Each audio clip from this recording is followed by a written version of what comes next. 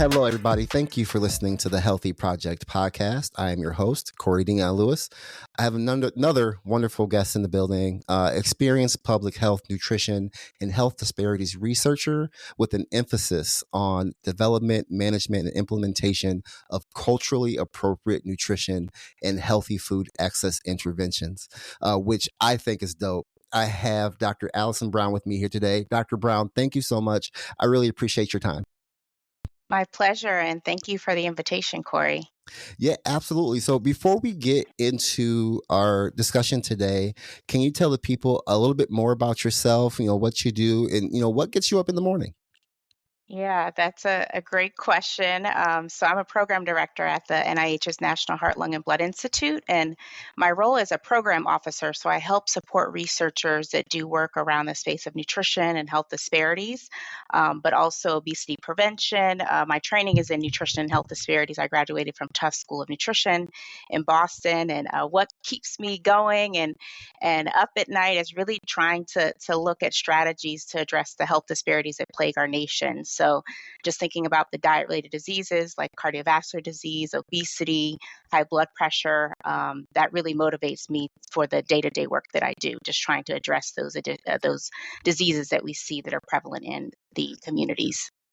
Yeah, and especially, within communities of color. And one thing that we all know, when we think about cultural competency, you hear cultural competency everywhere, right? Like it shouldn't be uncommon, but can you talk to us why cultural competency is important when we're talking about nutrition?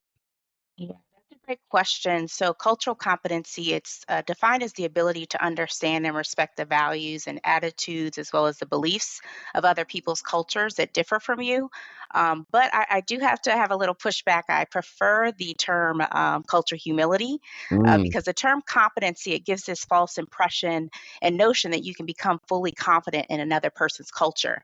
It also suggests that there's a categorical knowledge of a person that you could attain of a certain group of people.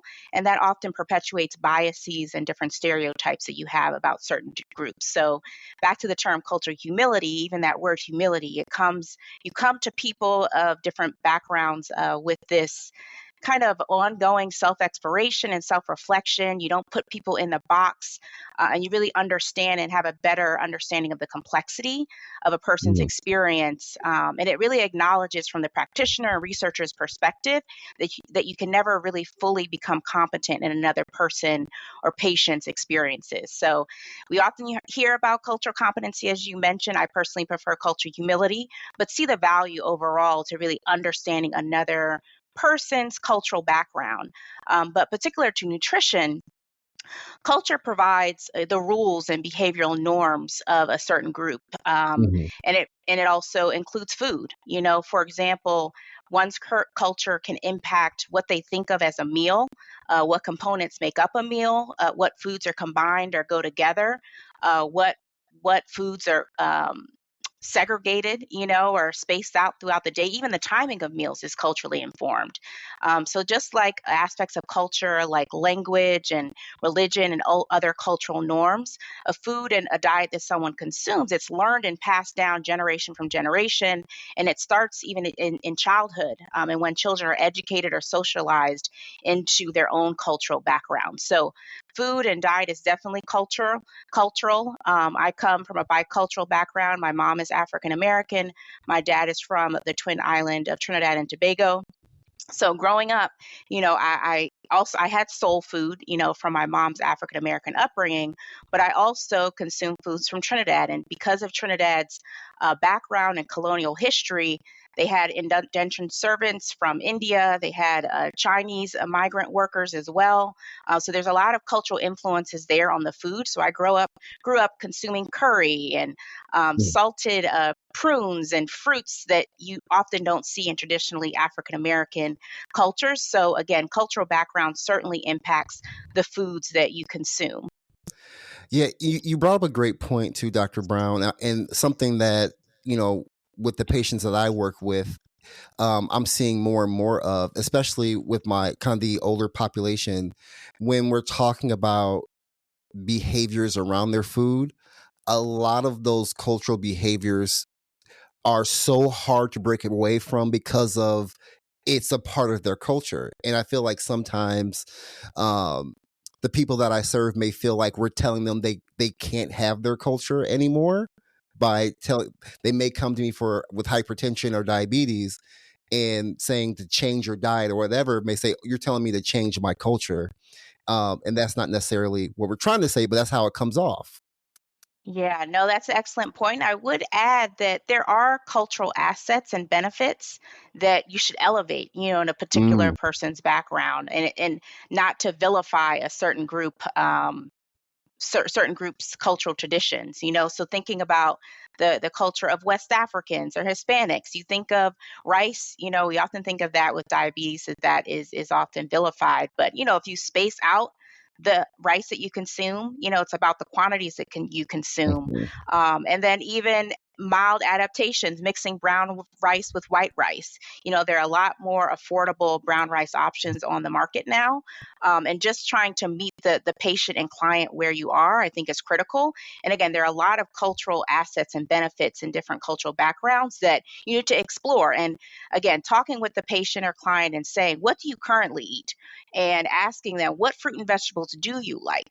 They often think of their traditional foods, and they may consider their traditional foods to be unhealthy.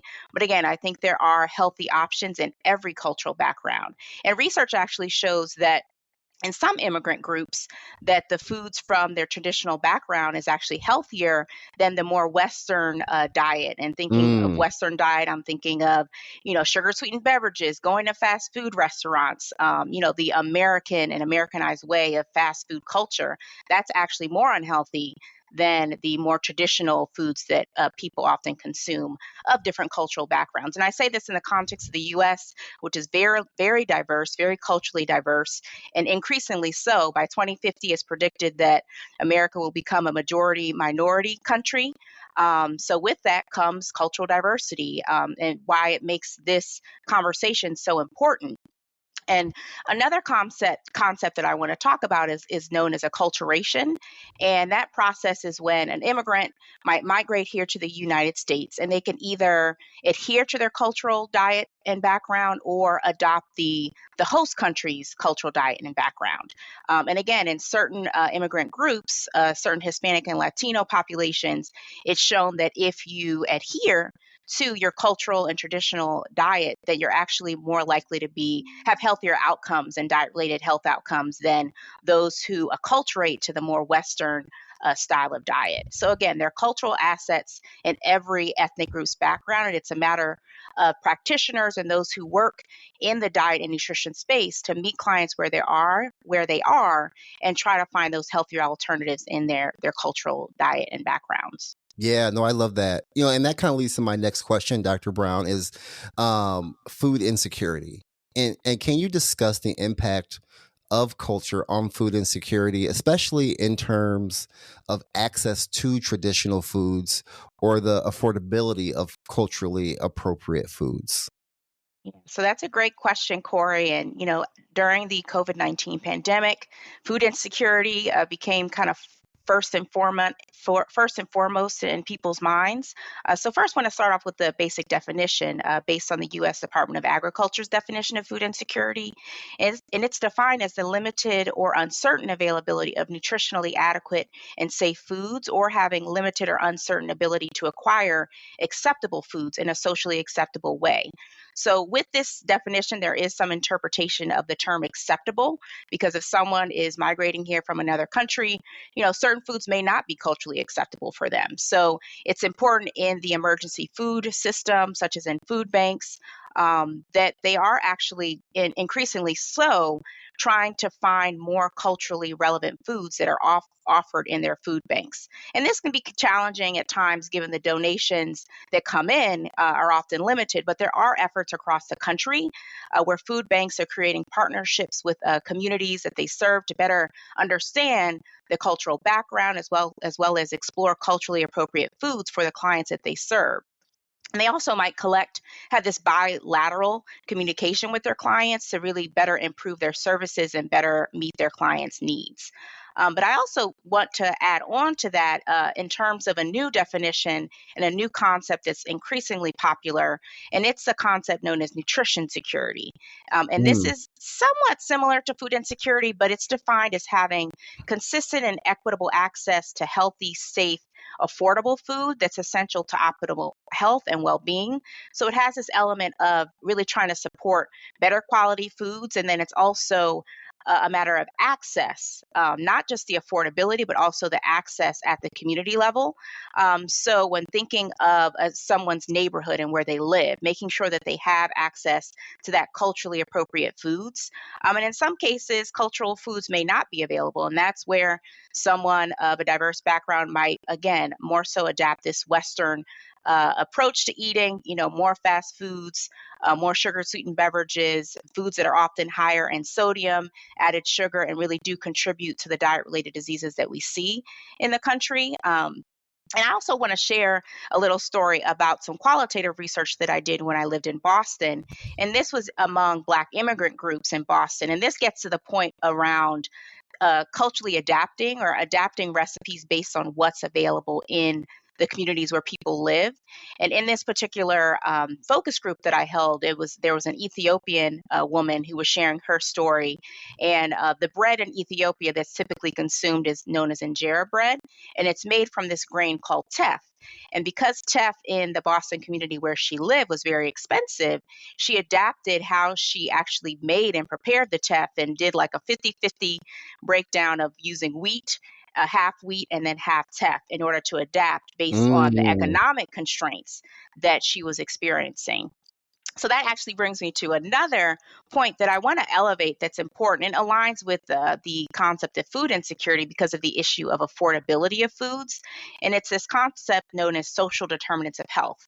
And to kind of push that a little bit forward, social determinants of diet and dietary behavior. So culture is one piece of it, but also the social factors that impact people's lives very directly also impact if they can access healthy, affordable food, right? So the social determinants of health, the NIH, we have a definition of it, and it really looks at the conditions in which where people are born, where they grow, where they learn, work, play, and age, and these wider structural factors that really shape the conditions of people's daily lives. And these structural factors include the social and economic, as well as the legal forces and systems, as well as policies that determine the mm, opportunities of access to high quality jobs, access to healthy, affordable foods, education at the community level. So, all of these factors, in the end of the day, impact if someone can afford healthy food.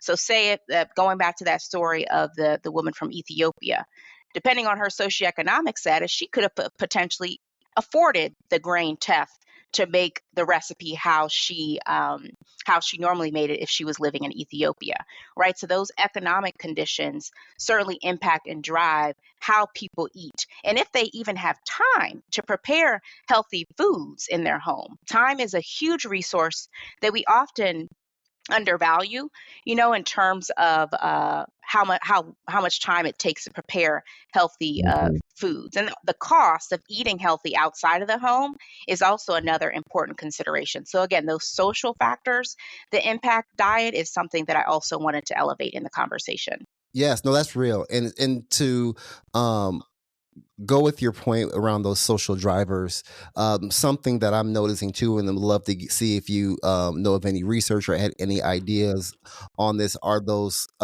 how food apartheids or food deserts affect somebody's ability to get culturally appropriate foods. Um, and I'm sure those kind of tie into those social determinants of health. But is there anything that you're seeing where someone may not be able to have even to get to somewhere where they can get the foods that they need for their health? Yeah, that's an excellent point. And the historical practice of redlining, even though that was outlawed in the 1960s, we still see these invisible boundaries, that really result in racial ethnic segregation across the country. And it leads to differences in allocation of resources, including access to healthy, affordable foods, where someone has to drive or take public transportation to get healthy foods in their communities. That is, if they can afford a car, if they can Hmm. afford car insurance, afford to get that, take that train or that bus to get healthy, affordable foods. But again, these are all assumptions that someone can, again, afford and have those resources to drive to get the foods that we know, based on research, that contribute to better cardiovascular outcomes, better health outcomes. But again, unfortunately, in certain communities, that's a little bit harder, and there are much more barriers to accessing foods that are culturally appropriate and affordable in their proximity. So I think it's an excellent point. And, food apartheid or racial ethnic segregation, food swamps, food deserts, these are all terms, that really hit the nail on the head for issues of the historical legacy of redlining in this country. Absolutely. I want to talk to you a little bit about some of the kind of the food programs that you hear about. Food is medicine, produce prescription programs, things like that. Um, are there things that these types of programs to help patients improve their health? Are there things that we can improve on to make them more culturally appropriate for those people that we're serving? Yeah, and I'm glad that you bring that up because food as medicine is definitely of interest to the country, to NIH. After the 2022 White House Conference on Hunger, Nutrition, and Health, there's been a growing interest in this food as medicine movement, through produce prescription programs, like you mentioned, medically tailored meals as well. And there are growing conversations around, making sure those foods that are in these programs, making sure that they're culturally appropriate. Now, produce prescription programs, those have a little bit more flexibility where the patient or the client have the flexibility to go into the grocery store and, pick out the produce that they eat and their backgrounds. They're based on their cultural backgrounds. The medically tailored meals, that's where it's really going to take innovation and partnerships with the cultural groups in a specific locality in order to really tailor those programs. Because it's one thing to offer the meals, but are these meals culturally appropriate? And I think that's what research is actually doing now. There's the partnership through the American Heart Association, the Rockefeller Foundation, as well as Instacart, that is looking at implementing pilot programs across the country to test, the acceptability, the feasibility of these food as medicine programs in order to address the diet-related disparities and issues with diet-related conditions across the country. So, excellent question. It's at the forefront of research as we speak, and really excited for the work to come in this space.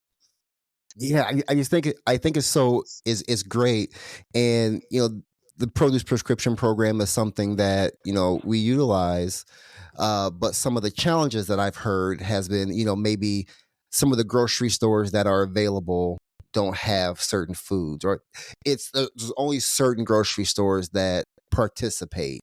So, and I know it's early. I know, as things get, progressively better and people start to learn more about it, those things will get better. But that's just something that I'm currently kind of experiencing with the people that I serve, where they think it's great, but there are certain places that they can't go yet. Yes, I think that's an excellent point, and that's why these conversations are so important. Hmm. With those produce prescriptions, what grocers can be that can actually take those vouchers, and making sure that it's expanded. There are a lot of international grocery stores, for example, and cultural enclaves across the country. So it's important to leverage those type of grocers. But with any movement, there's going to have to be kind of this slow start where the major grocers are the ones that are quick Mm-hmm. to uptake it, and then the smaller ones come on board later. So that's unfortunately where we are. But again, this conversation and more to come is what's going to be critical to ensure that there's a diversity of produce options that are available for those that accept the produce vouchers through produce prescription programs. So, excellent point. Glad that we were having this conversation. Yeah, absolutely. And that leads to my next question. You've been in the game for a minute. You've been on the front lines. You've been doing the research. You've been doing all of the things, Dr. Brown. Is there, and with that, we're seeing these chronic diseases and that are I wouldn't say running havoc, 'cause that's a little dramatic, but they are a problem within our communities of color. With the research that you do and the experience that you have, do you see, is there a light at the end of the tunnel? Are there changes that you're seeing with your experience? Yeah, I think that's a great question. We are at interesting times for our country, and I know you were trying to not exaggerate in terms of where we are, but and it's not just it's more of an issue in communities of color, but it's an issue broadly for Hmm. the nation in terms of the medical care costs that are to come. As even our younger generation are experiencing type 2 diabetes at earlier ages. I think what gives me hope are more grassroots efforts in parallel with federal efforts. It has to be a two-way street. The solution is not going to come from the top, it's also going to come from the bottom up as well. So something that I'm excited about through my work here at NIH is called the COMPASS program. It's the Community Partnerships to Advance Science for Society program, and it advocates, and what's really innovative for it, it doesn't advocate, sorry, but Hmm. what's innovative about it is that it supports community-based organizations that are doing the work on the ground to do the do the work of the research themselves in partnership with academic institutions. So again, I think it's going to be a two-way street in terms of community-based organizations coming together, developing solutions, but also in partnership with researchers and in partnership with those in the federal space. But yeah, I'm hopeful. And also, there's youth programming that I think we really do have to get our younger generation more so involved in this space, because to as trite as it might sound, the youth are our future, and that's a Hmm. given. So really engaging the younger generation is really going to be critical in this space when it comes to diet related diseases. No, that is so true. And my opinion, I think one of the challenges of this is the fact that um, we're becoming more of a society where fast food is convenient, and Yeah. it's just easier when we have busy lives. It's just easier to go do something else or do something that may not be best for your health. No, certainly agree. And that's where a multi-sectoral approach is really going to be critical. It can't just be the government. I sit at Hmm. NIH, that's my space, but, community-based organizations, but also the food industry, and for better or for worse, we need a moral awakening in this country. Are we making decisions and are we making decisions based on the better interests of a company or the better interests of the nation and the survival of the people of the nation? And I'm in federal service, so I'm doing this because I love this country. I was born here and really want a better future for next generation. And I think we need to all have that mentality in whatever sector that we're in. Um, yeah, so I would just say it takes a multi-sectoral approach. And to your point about the fast food industry, it's here. It's here to stay. Hmm. And work with the FDA and partnering with the food industry is really critical in this stage of our nation's history. No, that's real. Um, Dr. Brown, thank you so much for being on the podcast with me today. I really appreciated your time. For those that are listening or watching that want to learn more about you, connect with you or learn more about what's going on out here, where can they connect with you? Yeah, so I'm on LinkedIn. I often respond to people's messages and appreciate you for reaching out. Hmm. Also, going on NHLBI's website. So, we didn't talk much about the types of diets that are beneficial for your health, but I do want to put in a plug for the dietary approaches to stop hypertension. Mm. So, that is an NHLBI funded study that showed that adhering to the DASH diet helps to lower your blood pressure. And we have a ton of resources on the NHLBI's website, so I'd highly recommend going there, as well as finding additional resources on the Mediterranean diet. So I have my personal plug, but also really want to highlight the resources on the NHLBI's website that can really help with behavior change and eating healthier foods for better health. Yes. And can I just say real quick, I use as a clinical health coach, I can't prescribe diets, but based off Mm-hmm. the research, I can recommend plans. And the DASH eating plan is something that I utilize for not only my hypertensive patients, but even my diabetics or people who are just trying to lose weight in general, because of the fact it is so well researched, and Exactly. it is in my humble opinion very easy to follow. Yep. So I love the DASH eating plan. Like, sponsor me, y'all. Like, come on. No, it's fine. Yeah. And the DASH diet can be adapted for your cultural background, and Yeah. that's what's the beauty of it. And you're right, it's the DASH eating plan. It can really be adapted because diets have that kind of negative connotation, right? Oh, people don't want to say I'm on a diet, right? But eating plan is much more palatable. So yes, the DASH eating plan, it's can be culturally adapted to your background. It emphasizes what Corey, fruit and vegetables, Yeah. low fat dairy, lean meats, so whatever meat is in your background, make sure it's lean, cut off the fat, and also lower sodium foods and just being mindful and looking at the labels so that you have lower Mhm. sodium option, less processed foods. You know, Michael Pollan had the book Eat Less, mostly plants, and mostly like fruits and vegetables, so Mhm. focusing on eating real fruits and vegetables, time permitting, but also frozen and lower sodium canned goods can really help with promoting the DASH diet and adhering to the DASH eating plan. Yeah, and I will say I've had success with many patients following that same, logic you were talking about, not having to necessarily change their cultural foods that they're already eating, but just having some guardrails around it, and change, maybe maybe preparing them differently, and in Mhm. some senses. And it's been a great way for people to improve their health. Yeah, indeed, Mhm. indeed. And I'm glad to hear that you use that with your patients and Yes, clients. I do. I do. Again, Dr. Brown, thank you so much for being here. I really appreciated your time. And everybody, thank you for listening to the Healthy Project podcast. I'll let you next time.